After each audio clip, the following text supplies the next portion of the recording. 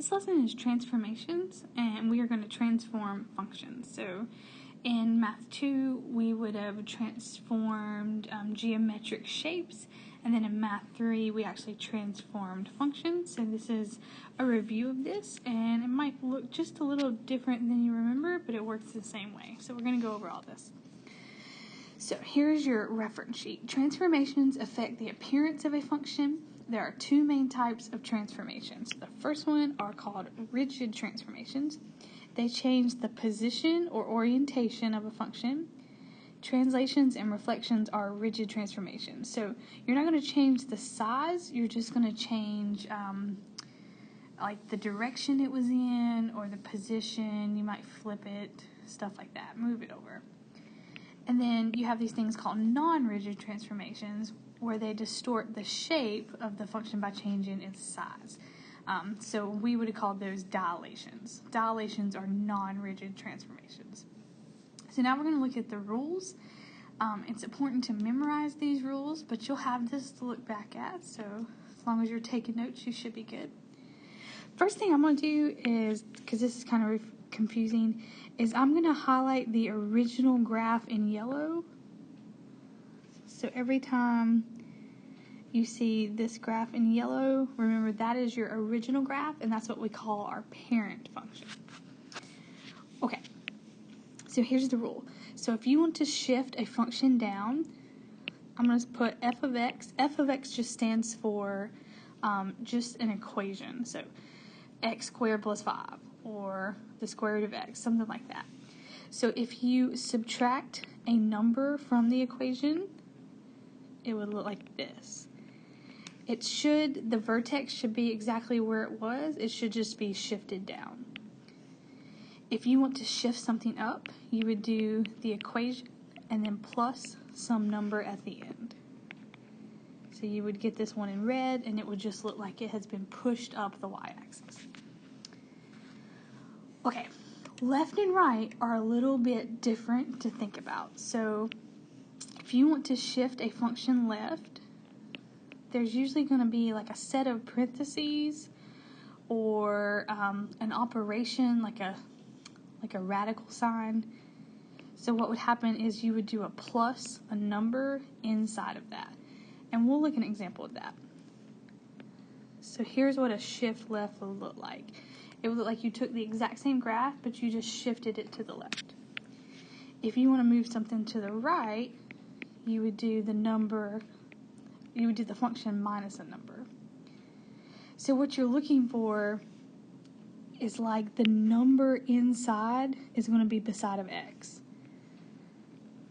So you're looking for a number beside of x, but inside of something, inside of parentheses, inside of absolute value bars, inside of a radical, something. When you're doing these up here, the number is on the very outside. Okay, so those are your differences. So if you wanted to do a shift to the right, it would look like that one in red.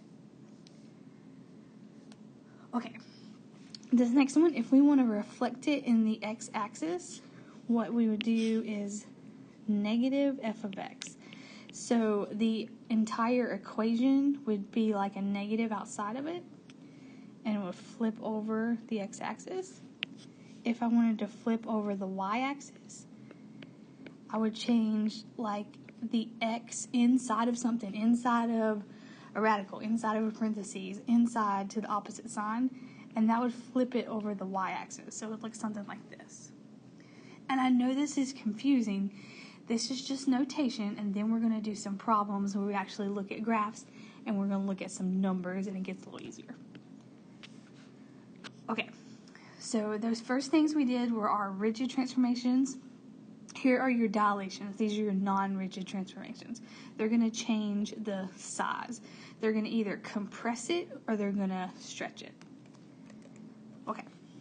So once again, I'm going to highlight in yellow the original, the parent function. And then I'm going to show you what happens. Okay. So if we wanted to do a compression, we would do some number in front of the equation. And as long as that number is between 0 and 1, and it's always going to be positive, it's going to compress it. So it's going to make it a lot smaller than it was. Okay, because this is a vertical dilation, when I say a vertical compression, it would actually look like this. So it's kind of like if you had stepped on that original yellow parabola and kind of smushed it out. That's what a vertical compression is going to look like. It's actually going to be fatter, if you want to think of it that way. If you want to do a stretch, you would do the number in front of the equation, and that number would have to be bigger than 1 and also always positive. So here's what a vertical stretch would look like. It's like if you took that yellow parabola and you like stretched it upwards, you get a lot taller and skinnier. Okay? And then if it ever asks you the factor, it's just that number we keep referring to, so A. It's the number that you put in front of the equation. Okay, so if we think about horizontal dilations, a compression is going to look like a number in front of X, but inside of something, so inside of a parentheses, inside of a radical, inside of an absolute value bar, so something. And then that number has to be bigger than 1. And it would look like this. So this time, this one is going to be a lot skinnier. And remember, think of that, that's a horizontal compression. Alright, so if you did a stretch, you'd be talking about the number in front of X, but inside of something, and then that number is going to be between 0 and 1. Alright, and it would look like this one. So this one's going to be a lot fatter. Okay, and then if they ever talk about the factor, it's actually 1 divided by b. So whatever number you put in front of X, put that on the bottom of 1, and that's your factor. Okay, so let's look at some problems, because I know that's a little crazy. So when we're doing the problems, go back and look at the rules and see if they make sense. So directions. We're going to give each function, given each function, I can read, identify both the parent function and then transformations from the parent function. So the parent function would be the original before you did anything to it. Alright, so this one would be just x cubed. So nothing has happened. If I look at the next one, my parent function is going to be x squared. I'm going to get rid of any number that's not an exponent, if that makes sense. So for this one, it would be f of x equals the square root of x. And then the last one, f of x equals just x. So any number besides an exponent would just go away, and that would be your parent function, unless they state otherwise. So now what we're going to do is we're going to write the transformations that happened. Okay, so I'm going to look for just a number. Alright, so the only one I see is -4. Notice that it is at the very end, it's outside. So that is actually a translation. And it would be this first one right here, because you took the original parent function and you subtracted a number. So you're going to move it down. So it would actually go down 4 units.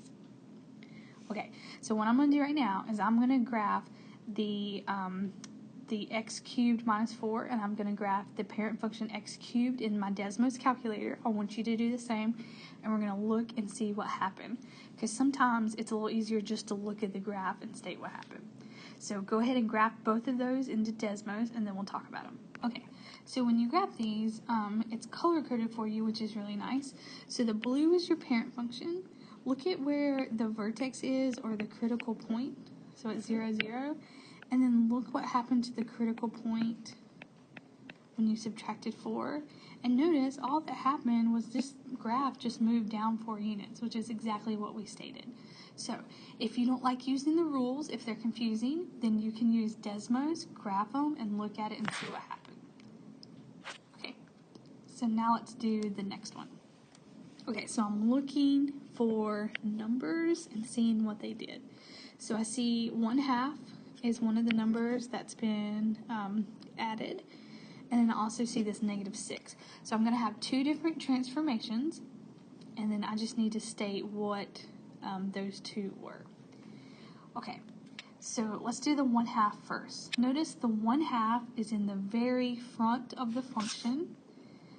That is a dilation. And it's going to be a vertical dilation because it's in the front. And then because 1/2 is between 0 and 1, that's going to be a vertical compression. So that 1/2 is a vertical compression by 1/2. And then the -6, notice it's beside the x. It's inside something. So if I go look at my rules, that's this one right here. It's inside, it's beside the x, so it's going to move to the right 6 units. All right. So it'll be right 6 units. Okay, so now what I want you to do is I want you to graph both of those in Desmos, and then let's look at them and make sure they actually looked like the transformation that we stated. Alright, so when you graph these in Desmos, it looks like it got fatter.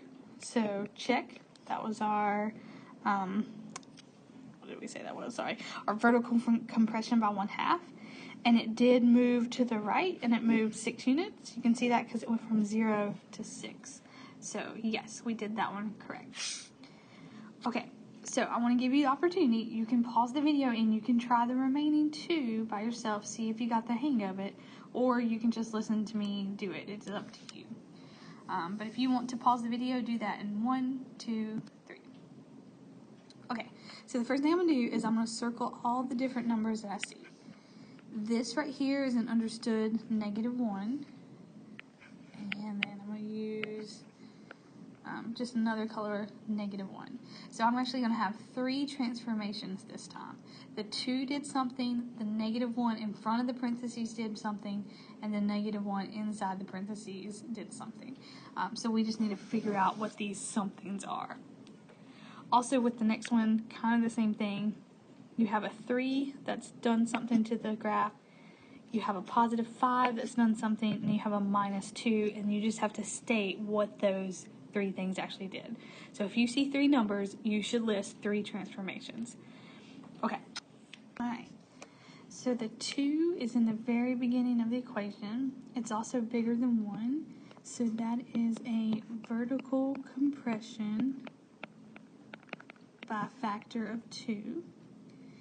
The -1 that I've circled in red, it's actually going to be a reflection across the y-axis.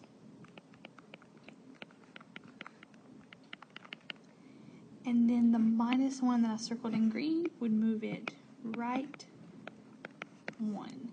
And this one's a little hard to see just because you have so many compressions going on and reflections and all that. But you could graph it in Desmos and you could check your work.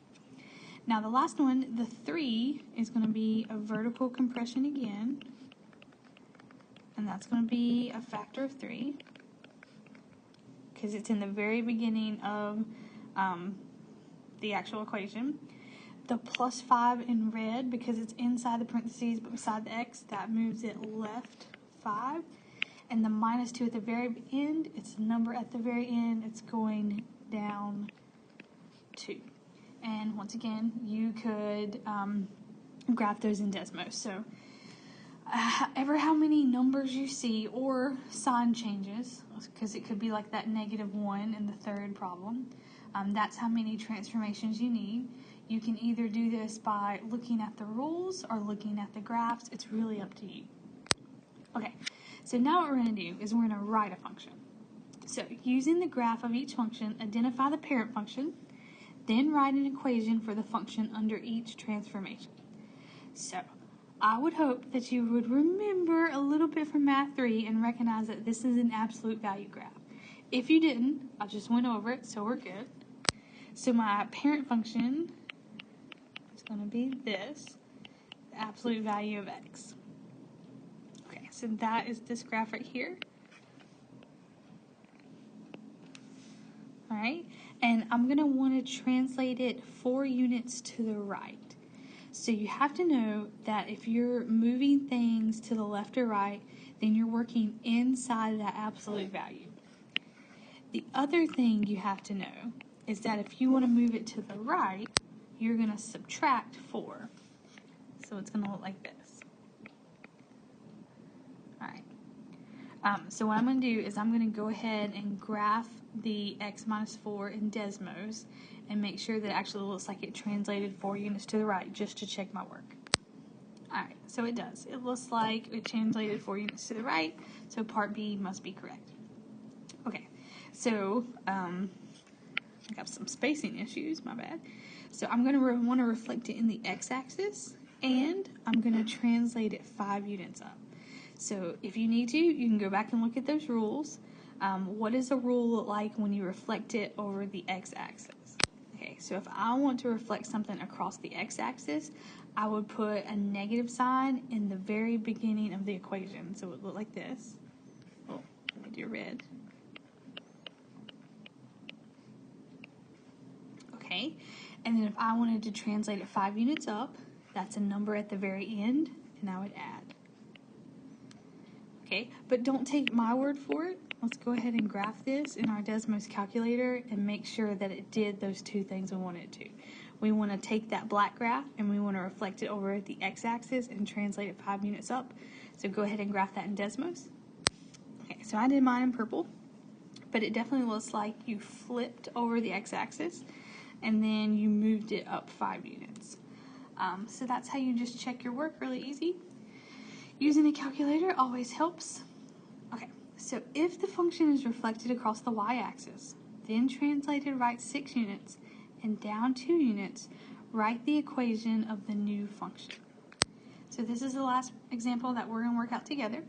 I want you to try this one. You're going to take this function. I want you to reflect it across the y-axis. So you got to know what that rule looks like. Then I want you to translate it 6 units to the right. You have to know what that one looks like, and down 2 units. And then you're going to write the equation of the new function. So this one in black is your parent function. That's the one you're starting with. And I want you to see what happens when you reflect it across the y-axis, translate it right 6 units, and down 2 units. So I want you to pause the video and actually try it. Do this in 1, 2, 3. Okay. So if I want to reflect it across the y-axis, then I need to put a negative sign in front of the stuff inside, like in front of the x value, if that makes sense. Alright, and then if I want to translate it 6 units to the right, I would do minus 6 beside of x, which is what I did in red. And then if I want to move it down 2 units, I would do minus 2 at the very end. So this looks a little ugly. I'm going to clean this up. Here's what it would look like if it was a multiple choice answer on a test. So you would have 2, you would have a negative sign. You don't have to put negative 1. Negative and negative 1 are the same thing. Okay, so it's like this negative 1 transfers to both of this. So this would be like an x plus 5, if you think about it like this. And if you do positive 5 minus 6, that's a negative 1. So I'm just going to write x minus 1. I forgot the squared. You'd still have the squared, and then at the very end, 3 minus 2 is positive 1. So this would be your simplified version of all that. So once again, the negative 1 went to all the stuff that was inside inside the parentheses. Okay. If you wrote something like this, let's say you did negative x plus 1. I mean, I would count that. Technically, you're completely right. Alright, so I know that was a lot. You can read the funny meme and relax. I think there's a document that you can read through on Haiku that kind of helps you put it all together, and you can always message me for help. So hopefully you've completed your notes. You can turn those in, and I'll see you later. Bye.